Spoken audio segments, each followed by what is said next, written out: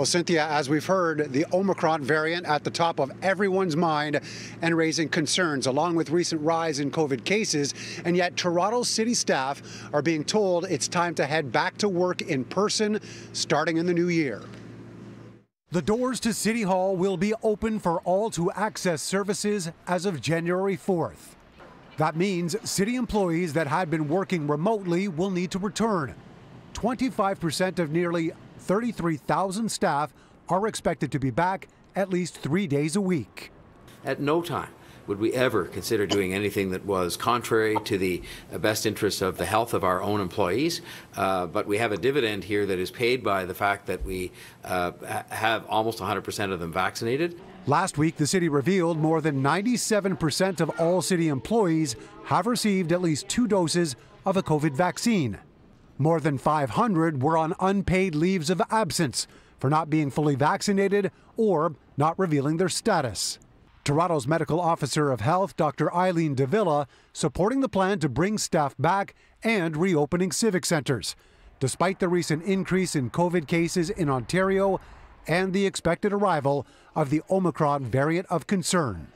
We will see more cases of the Omicron variant detected in the future.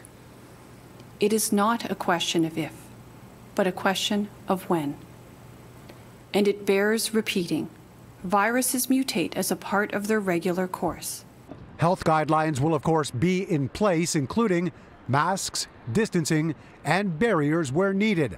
The public will also have the chance to attend in-person meetings for the first time in 20 months. We would never put our staff in a situation that wouldn't be safe.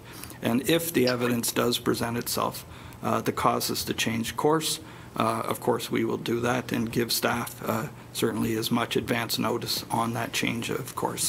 Mayor Tory emphasizing the need for large businesses to get back to normal as best possible to help the economy, and it's up to the city to try and lead the way. It's a step forward. It's a showing of leadership and perhaps a nudge for all the larger companies that they can move forward and ensure that the workers come back. Turning to another group of public servants, Toronto Police. Their vaccine mandate began today with nearly 98% of its 7,400 officers fully vaccinated so far.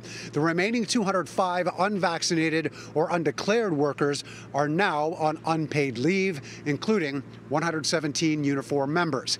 The Toronto Police Union releasing a statement this afternoon saying it's disappointed in the decision.